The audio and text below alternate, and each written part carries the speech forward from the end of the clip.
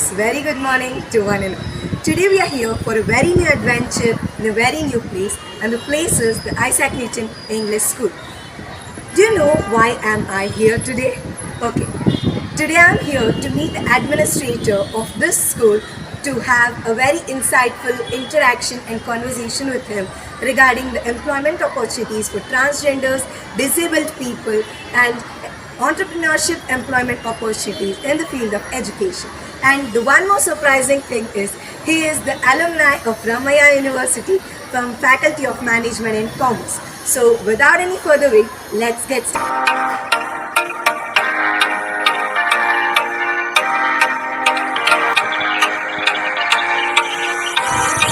Okay guys, good morning to everyone. As I said, today we have the administrator of a very renowned institution in Bengaluru, the Isaac Newton English School, Mr. Mitesh sir with us. He is also the alumni of Ramaya Institution from FMC, the Faculty of Management and Commerce. Good morning sir. Good morning. Sir, could you please let us know about yourself and the Yes. qualification, where have you studied and all? My name is Mitesh. I'm around 35 years of age. I did my degree in Ramaya, where I did my course in DBA, and after that I did my MBA in Shashapuram. Currently, I'm working as an administrator in Isaac Newton English School.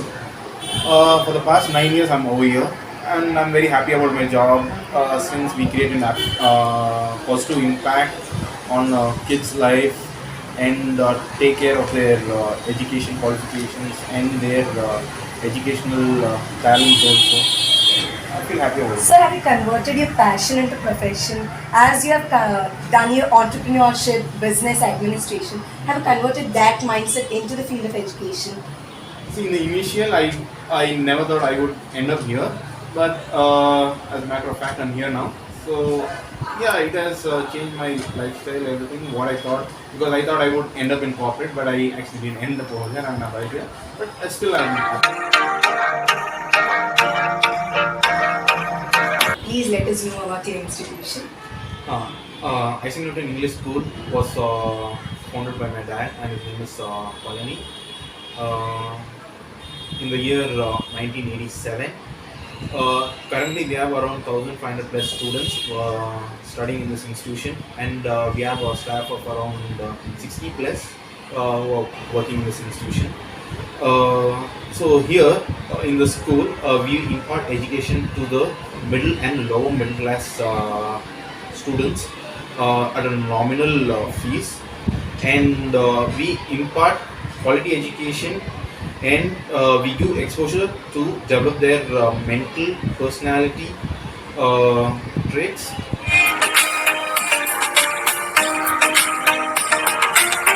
Challenges did you face in bringing up the institution as an administrator? Okay, there are actually a lot of challenges in the education sector. See, that's because nowadays kids, they have this gap between learning gap and loss. So what is actually learning gap and loss? The learning gap in sense, so when children after one year of the course, they actually go for a break. They go for a 2 month break. So when they actually come back, so they don't actually recall what had happened for the last one. So when you ask them the concepts, they'll not be able to recall. So that's one issue. And loss. So what is the loss actually about? So nowadays kids, they're not good with maths concepts. I don't know why. So basically, Same problem, sir. Same I problem. tried to love maths, but maths didn't love me. Okay, so I'll tell you why exactly. See, for maths and science, you have to always keep in touch. That means every day you have to work out, or at least you have to study this concept. So here they don't do it. So they get nowadays kids get engrossed in games, mobile devices. So they actually have reduced time for studies. So where they lack about revising. So here the concept of revising is very less. So they don't revise. So if you don't revise, you tend to forget after 1 or 2 days. Then again you have to start from the scratch. So that's one point. And the other challenge is upgrading the skills of teachers. So even teachers have to be upgraded on everyday basis, because see I think in the last week we had the Chandrayaan 3. That was a very good achievement. So for that, you have to be updated with technology because they were able to upgrade after the failure of Chandrayaan 2. So you have to always learn from failures, and even teachers are like that. So you have to learn from new technologies, new methods of teaching where you can make the kids get engrossed. Okay, and one more challenge that these kids face is keeping them engaged in class. You know what is activity time of the students nowadays is less than 2 minutes, maybe 2 to 3 minutes, according to experts. The more they talk. So after this 2 to 3 minutes, their mind keeps shuffling. So they don't get. I mean, they don't focus on the subject, or to the matter of fact, they don't actually focus on the class itself. So they don't know what subject also is going on. So getting them engaged is a very big challenge to every institution in the world actually. So during Corona, it's a big challenge to Yes. conduct the classes After 2 years, through yeah. technology. Yeah. So how did it come back? How did you back up those things after technology to the classroom? See, we did not actually got back uh, even after 6 months. It was very difficult. People and the kids were already addicted to the phones. So getting them back to the class was Big challenge. a big challenge. More than kids, actually, even adults were actually find it hard to go to the office. Even now, even my friends, even now, they don't attend office every day. They attend only twice in a week. So we are still getting. We are yet to get back to the pre-COVID levels. That's what I believe. What are the qualifications do you expect in a person to be appointed in your institution? So in India, the minimum qualification to become a teacher is a bachelor's degree. And along with that, if you have a BA, that is Bachelor of Education degree with you, so that's an added advantage to get in the most top rated institutions in India.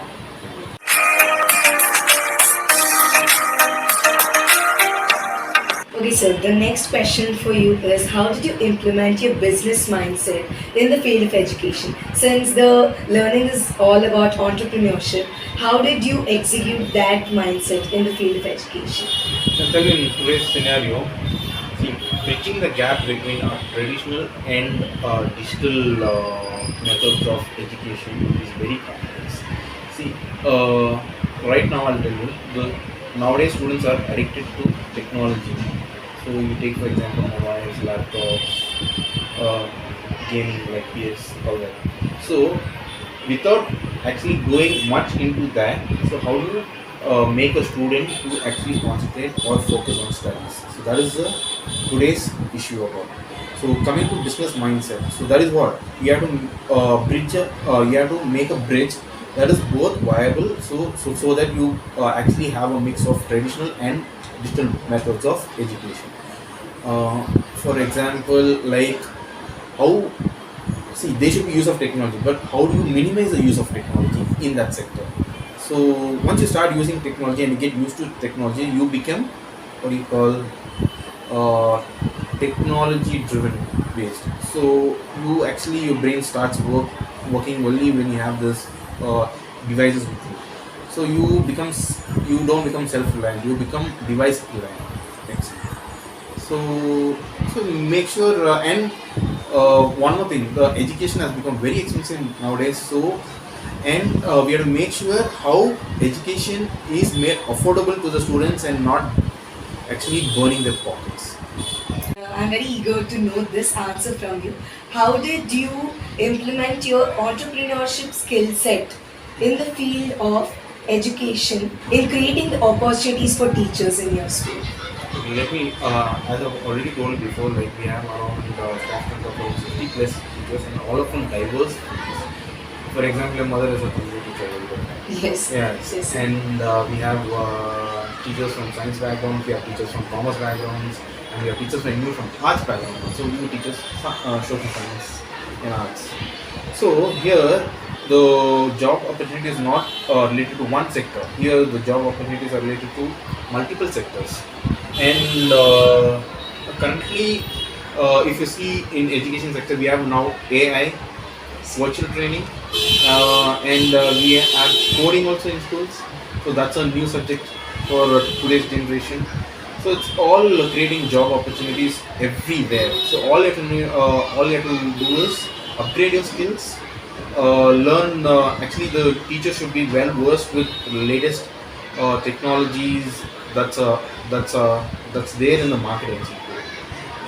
See, unless a teacher doesn't upgrade he or herself, he cannot survive in the education sector for too long.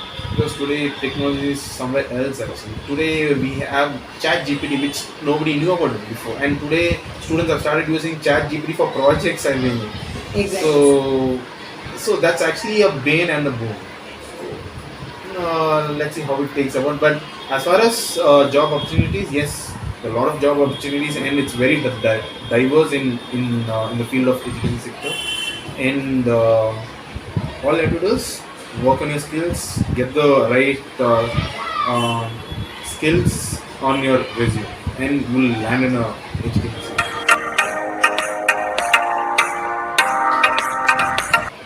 So, what's your opinion on transgenders? Like, people in the society have kept them aside, didn't give them any sort of reservations or something. What's your opinion on them? Okay. See, India is a country that celebrates diversity in culture, caste, creed, and on religious lines also. So, India as a whole is celebrated as unity in diversity. So, everybody is treated equally in India. But these people actually face a lot of challenges on the streets and as a society as a whole. So, I think we should treat them equally and give them equal respect as any other gender and not discriminate them on basis of sex or based on the clothing.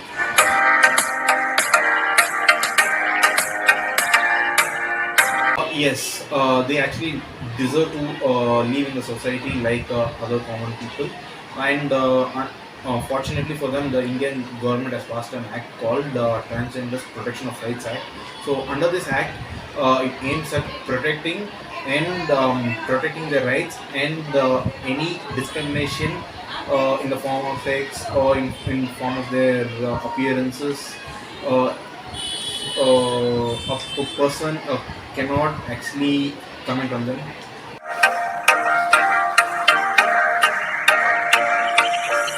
The next question is, have you ever given a chance to any disabled person to work in your institution? Yes, we have given a chance to a special person who worked in an institution for more than 10 years. But currently is not working in an institution. Yes, but I would rather say one thing. We should not use a term called disabled. We should use a term called a special Special person. person. Sure.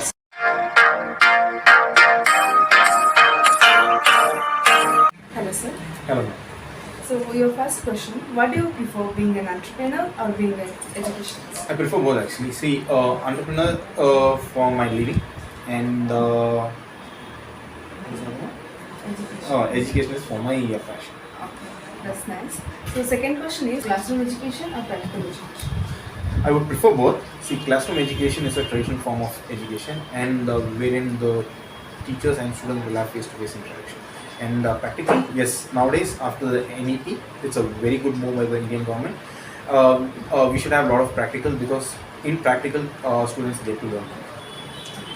So, the third question, new innovations are following the track of ancestors in the field of education. I would prefer both. The new education in sense today we have AI, we have coding, and we have virtual learning. So all that you should collaborate with the traditional form of teaching. So I'll make a good have a good balance between them, and I think it will be a very good system for the students. That's nice. This is the last question. Do you prefer building the student's career only for their job purpose or for their life? I think it's for the life because job, yes, it's important in our lives, but you need to follow your passion. So it's better to have for your life. Take care. Thank you, sir.